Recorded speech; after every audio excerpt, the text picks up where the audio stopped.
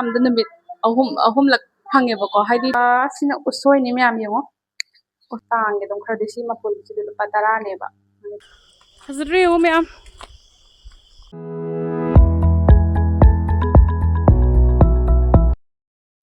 Hello everyone. Ma'am ngasi I kainogi bazar challurebako ngasi se siljar da khoi gi maitai gi injang lapi ka phangba mafam am leibako am da numit ahum lak phangebako haidi Tuesday ne Thursday ne duga Saturday ga phangeba do ngasi se Tuesday oi bagi ai se chathure ado ise alugi block am namge na tawbane do nung sa am saba dai dum thuna su dum halebako kuisu kuitreba thengai ai husband da thengani ma thabak chatoine na dum phalao dum hale adugi ai mathang tan jaba amda phasana namaga thaga jarake ado ngasigidi ai mana masing khara lejarebako haidi aina ai ngari ngatai adigi maroi pang loi yang kuirebako chadre adugi chatlo bane ngasi do ado ikekelereke do myam ujarake ko ado sida leire ko mana masing jingdo ai asom ka chen ro thamge sida sidagi lokhobo jingdo se hangam ne hangam se matam di oidam na se kaya phajabdi oide do apun aina lawrisina so last oirame ko hangam se haidi sida do tang ni do injang lai da bai lawchala ba 40 ni haya ni sida pai ti daw patara bo taw ya matam do oida ba do hangam se aina so last oire ti som thamge ko to bajing se ut khaba jing se aduga sina usoi ni myam yengo usoi om se do 50 ni ko adum yaba male ko uki gomba ade kangsu da da haw ni no chale adagi sina keno ne sina thebot ne ko thebot se ko gi ai ko ta haw na bi thi ba ko mo na ta haw na bi ne pi di e mamang ta mu le ko du nam bu di nam ne ko mo na dum nam ne ha ba do ngasi di nam ba khang ge dum no chale 16 ha ye sida ko ki ji ma ne ba ado nam da ba ka ye sa di thebot se ta haw nam da ba thebot di tangin de ba do ne do ga sida saguri se si saguri ama keno de mapan ko ma hai chaw na ga thak tha ga ta ba do dok saguri am khang de ado ne si lupa 20 bi sai da chaw aduga sisina saguri angang ba ma'am sisi akhoi si saguri siam phai na hayo ko fa bane ina sin thena jabdo ko hadi inu sit nupi obi sin dana yamba phai na hayo ko sisi akhoi mai ma tusingang sungang dana ko iron ko mai dum kai ko makasu yawe do ngonda nupi da inu sit ka sum phai na hayo do sida lupa 20 la hawe aduga akhoi saguri angang bodo ate ango bodo ko yung bitum nagi saguri do adudo ya hau bek loiram ne ko adudo logena tatane sina ngari ga sebunga ngari sidi akhoi mani ko ngari chak mai ngari do ko dum mamal su 120 ko na ho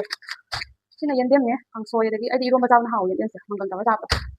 sidi hang roi gi haidi phadiwong ga kano ga sama roi ga ne ko sina hawai da se kai mana no khang de mo yong 2020 hai ko ado khum sida lupa 50 la hawe mo ka mela ga da ga mayang ma nam je mayam ngaw re ko si yong bora digi marian thong da ha ko ham ko manam kunu si ma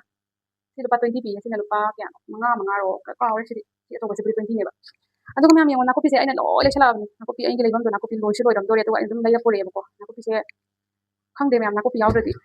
cha indang janing de thau no ngo ga se ko na ko pi se ai kha ga hau ja ba do ai na he khet na cha ba de lo re ba adu gi uri kan se le de do yong mayam tam de tang ni kha ko hadi sida dum mai de kha na cha ba ni na ko tang ge dum khar de si ma pul si de lupa 10 ne ba ni ko de yong na hong ja ni ko de sida tang ge tang su dum lo chale janing ba ko na ko lo ai mayam si sina ke no ne si tak si lupa 10 bi si ka tani na ko se ai na si mayam ko janing da na video sin chara ba ko mayam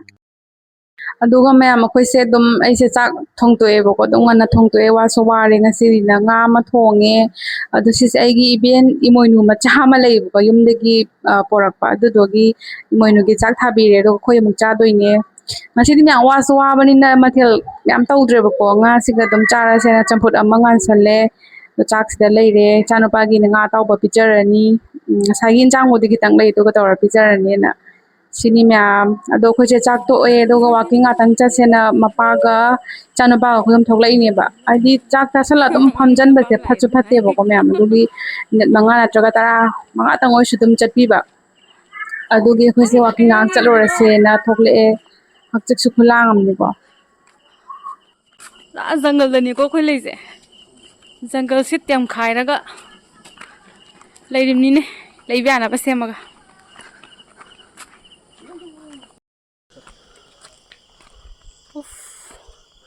Singka khalak pani ware Hazaye do mama front kanu da bet camera da ram kan da light lo chai thoe ba hangde hazre o me am pra jungle gi wade oh Light fazaba yam thiet le karan